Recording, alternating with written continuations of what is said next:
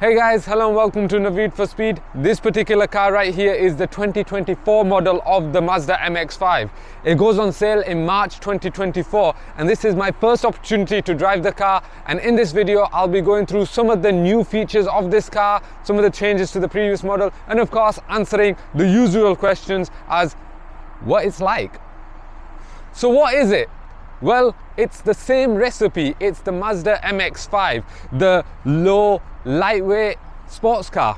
But this particular one is the RF. Now, RF stands for retractable fastback. So it's got this sort of hard top roof at the top, and it basically is the best of both worlds. When the roof's up, it's a hard top. You can also take the roof down and enjoy open top driving. Although currently it's raining and I don't really want to be doing that in this rain.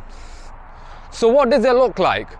Well, there are obviously some changes to this car compared to the previous model, and some of those changes are on the exterior of the car. To start with, there's changes to the headlights. Now these are now LED headlights, and the daylight running lights are incorporated into the headlight cluster as well.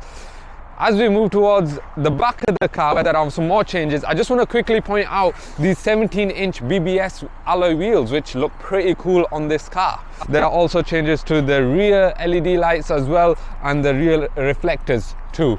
But other than that, there aren't a lot of changes to the exterior of the car, apart from the aero grey paintwork, which this car doesn't actually come with. But there is another car here today that does have that paintwork, and I'll show you exactly what that looks like.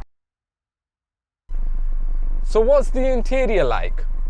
Well, the interior of the new 2024 Mazda MX-5 is pretty much the same as the previous model, except there are a load of subtle changes which you might not immediately notice, but I think certainly do improve the car. So to start with, you get this 8.8-inch screen in the middle, which is slightly larger than in the previous version, and that really does make a difference in a car of this size. You also might have noticed the Recaro seats that are trimmed with leather and Alcantara. Now that's only in this Humura spec car, and in your normal exclusive spec you don't get these Recaro seats, and I think that just adds to the more sporty flavour of this car. You also get changes here, which you might not notice. You get USB-C type connection for your phone, and the interior mirror, the rear view mirror is now frameless and auto dimming. So all these should hopefully, when put together, improve the driving experience of this car while still retaining its core identity, which is that lightweight, agile feeling. So what is it like to drive? Well, it's a Mazda MX-5. It's pretty predictable. You already know what it's like to drive. It's light, it's low, it's sporty. It comes with a 2-litre 4-cylinder engine that produces 184 horsepower and around just over 200 Newton meters of torque. All that power comes to this 6-speed manual gearbox, and it just translates to a really nice, agile experience on the road. This car has a 10 meters turning circle, so it can turn pretty quick, and of course, because all that power is sent to the rear wheels, you can always have a load of fun with it. It's still a Mazda MX-5. It's only slightly improved. The driving experience is still the same.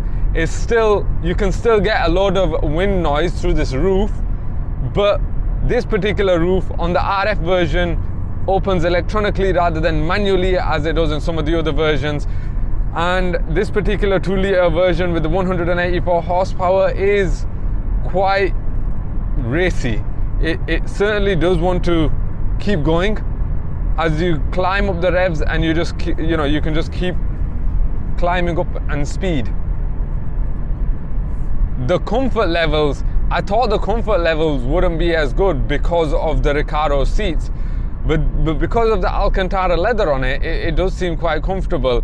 And while I am feeling every bump in the road, I'm not feeling as much as I would have thought I would. You are definitely going to be feeling everything though, that's for sure. Especially with it being so low down, sat on the 17-inch alloy wheels, you are going to be feeling everything.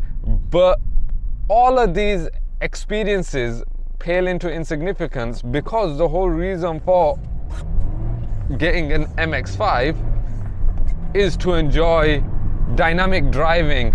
And in the interest of dynamic driving, Mazda have introduced a DSC track mode for this car. So particularly for when you're driving on track, you can always have the grip that you need. But when you want to hoon about in it, you can have some fun too. So when it comes to driving this car around town, around the city, is it comfortable? Well, it has a 10-meter turning circle, as I mentioned, and I'll just show you exactly what that's like now. Nice and easy. You can turn around in the road and off you go. Because the car is the Mazda MX-5, it's going to be agile. That is the hallmarks of the MX-5. But can you use it as an everyday car? Well, of course you can, just like you can use the previous MX-5. Fuel economy figures are quoted a combined WLTP figure of around 41 miles per gallon. So yes, it is usable every day. And to enjoy the experience that you have in this car every day is pretty cool. When it comes to refinement, however, the interior is very well put together. It's very well crafted. Of course, the Japanese craft their cars really well anyway, but when it comes to this roof, because it's a retractable roof, I can hear wind noise in it when I'm going at slightly higher speeds. I think anything over 40 miles an hour, you're going to hear wind noise. And because you're quite low down, you do feel a lot of the vibrations from the road noise. But like I said, this is something that we have come to expect from a car like this, and this is the whole reason why you buy a car like this. Is not because of that refinement, it's because you want that sporty feel, it's because you want that enjoyment out on the open road. This particular car is the Homura spec, so it's a top spec, which gives you features like the Bose surround system. You get driver attention monitoring, you get a load of safety features. The car's always looking out for stuff like speed limits for you, it's always looking out for lane keep assist, it's always trying to keep you safe. So there are a lot of safety features that you get with this particular car. This one starts at £37,000. This is for the 2-litre engine. You can also get the car in the 1.5-litre engine and a range of different specs. But because this is the 2-litre engine and because it is the Homura spec, it starts at £37,000, and then you can add another around £840 for this particular red Soul Crystal paintwork. Other than that, I think this car is a very good competitor to the Toyota GT86, and it always has been. The Mazda MX-5 is coming to 35 years old. We were expecting to see a 35-year anniversary version of this car, but currently this is what we've got. A new updated version for 2024, and it's the same old recipe with a few minor tweaks. Hopefully those minor tweaks are here to make this car a little bit better and a little bit more fun to drive, particularly if you're driving on the track. The Mazda MX-5 is such an iconic car, and I'm glad that Mazda have updated the car.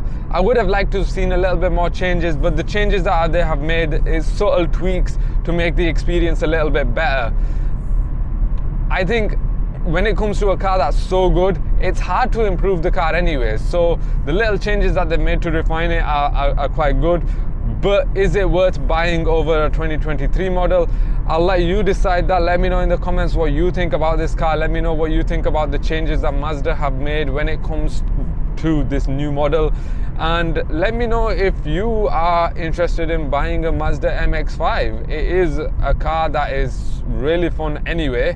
And now Mazda are trying to make it even more fun. Let me know what you think in the comments. Let me know if you enjoyed the video, and hopefully I'll see you on the next one. Take care.